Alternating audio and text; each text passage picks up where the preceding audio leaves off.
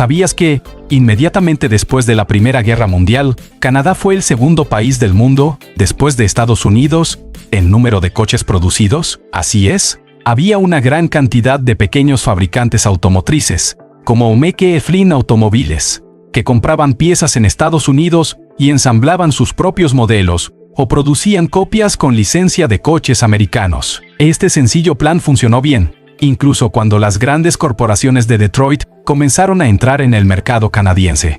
Sin embargo, hacia finales de los años 40, el sistema establecido empezó a fallar.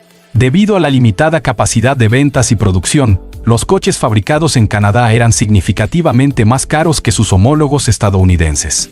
Para proteger a los fabricantes locales, el gobierno canadiense comenzó a introducir aranceles proteccionistas sobre los automóviles importados e incluso prohibiciones directas a la importación de ciertos modelos de Estados Unidos. Esto llevó a que casi todos los fabricantes de automóviles estadounidenses establecieran sus propias plantas en Canadá para producir vehículos destinados exclusivamente al mercado canadiense. Bienvenidos a un nuevo video. Si te gusta este tipo de contenido, suscríbete a nuestro canal. Es gratis. Ahora sí, comencemos. La mayoría de las veces, estos eran modelos existentes producidos bajo otras marcas. Por ejemplo, los Plymouth estadounidenses producidos en Canadá eran, de hecho, Dodges y se vendían a través de la red de concesionarios de Soto. Las camionetas Ford en Canadá se convirtieron en camionetas Mercury. Las camionetas Dodge se fabricaron bajo una marca que prácticamente no se diferenciaba de sus hermanos estadounidenses. La estrategia de General Motors, Acadian y Beaumont General Motors Corporation, por su parte, siguió un camino un poco más complejo. A principios de los años 60, los fabricantes de automóviles estadounidenses comenzaron a introducir los llamados modelos compactos en sus líneas. Ford lanzó el Falcon, que debutó en 1960. Al mismo tiempo, la producción de estos coches comenzó en la planta canadiense de Ford en Ontario, pero bajo su propia marca única, Frontenac.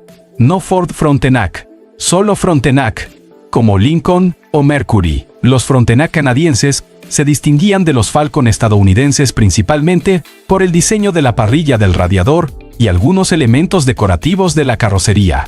La respuesta de General Motors al Ford Falcon fue el Chevrolet Chevy II, presentado como modelo del año 1962.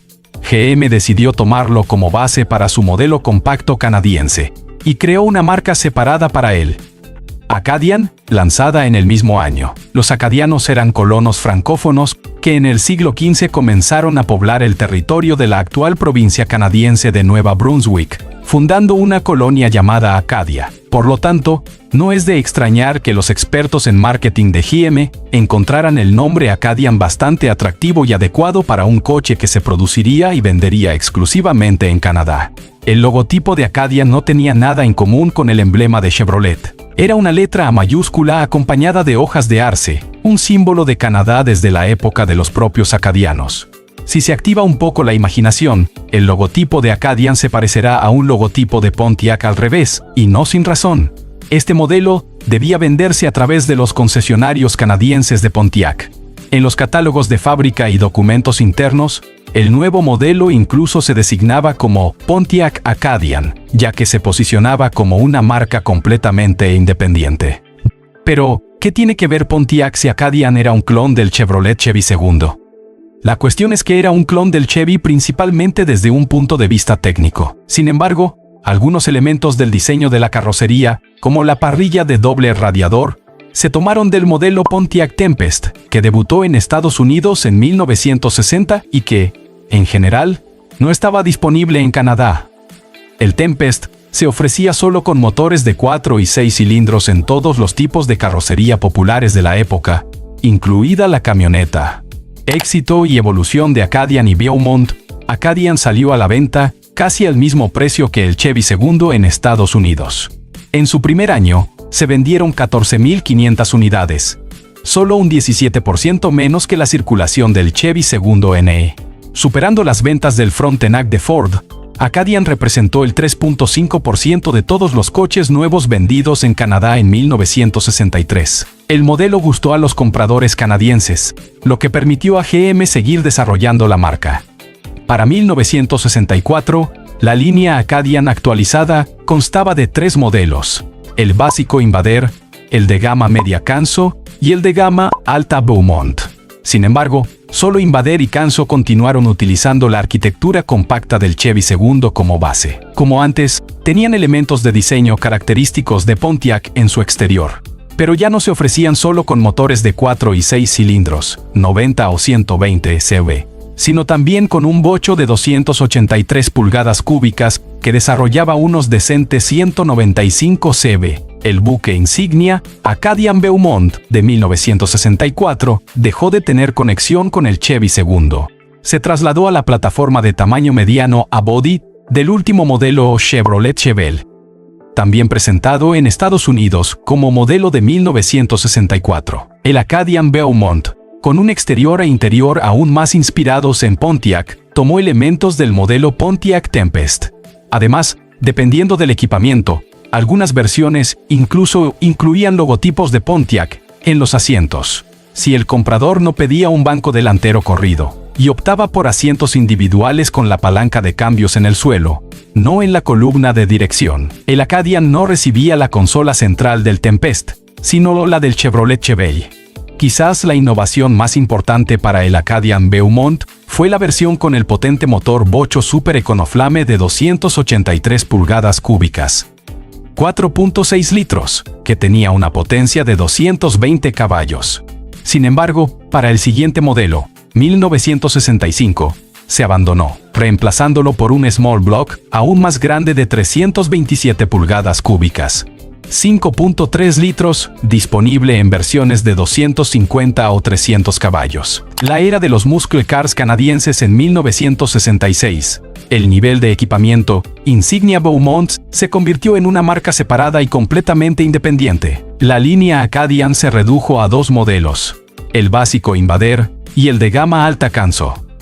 Ambos utilizaban la arquitectura compacta del Chevy II y los mismos elementos estilísticos de Pontiac. A mediados de los años 60, se produjo el auge de los muscle cars americanos. Los ingenieros de la división canadiense de General Motors, por supuesto, no pudieron resistirse a ofrecer la versión más potente del Acadian, con un Small Block 327 directamente del Corvette. Este bocho de 5.3 litros producía 350 caballos de potencia y 488 Nm de par. Acoplado a una transmisión manual de 4 velocidades, podía acelerar el Acadian con un peso inferior a 1.4 kg de 0 a 97 km/h en solo 5 segundos, lo que convirtió al modelo en uno de los coches más rápidos del mercado canadiense. Sin embargo, la demanda de una potencia tan peligrosa en manos inexpertas resultó ser baja. De los 7.3 Acadian vendidos en 1966, solo 85 estaban equipados con motores Corvette, por lo que para 1967 este motor ya no se ofrecía. No obstante, Acadian no se quedó sin versiones potentes en su línea.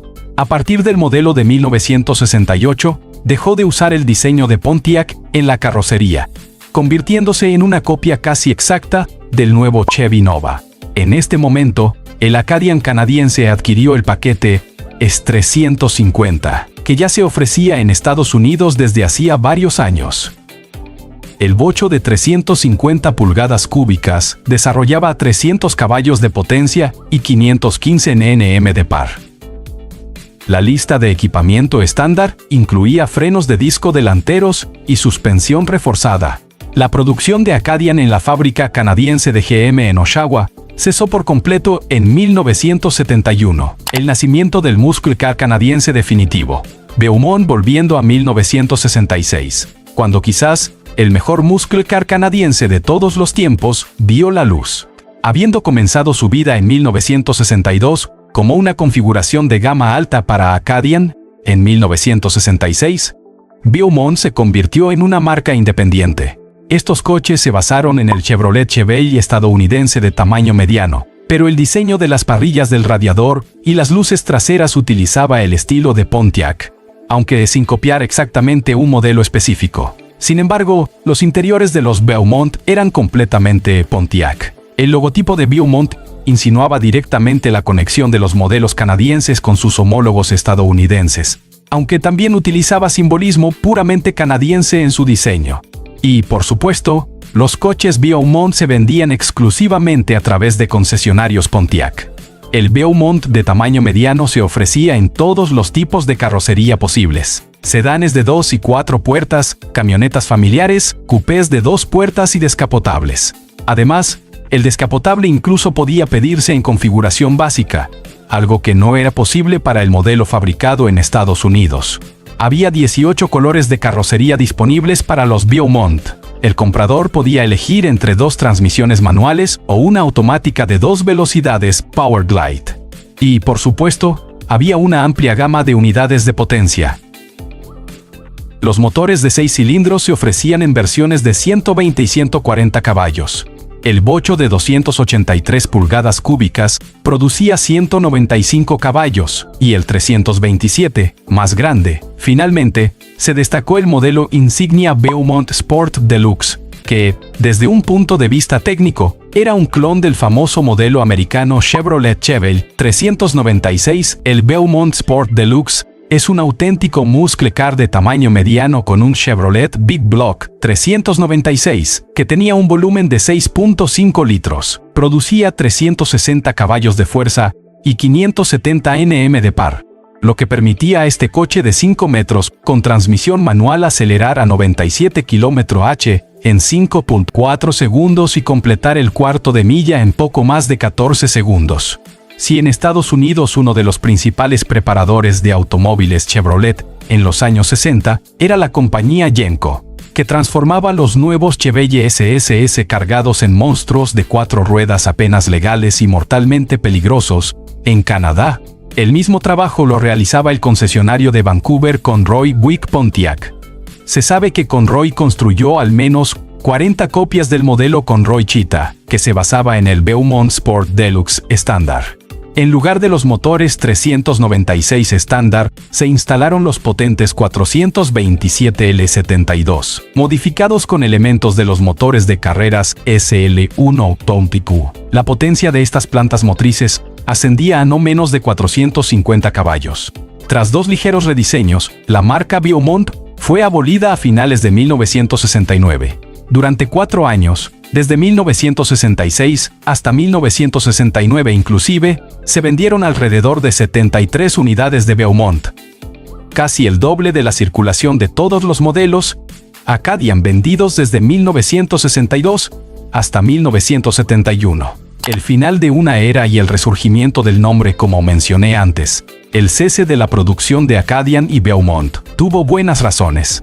El problema es que cuando el gobierno canadiense comenzó a implementar una política económica proteccionista con la esperanza de reactivar la industria automotriz local, el resultado fue todo lo contrario.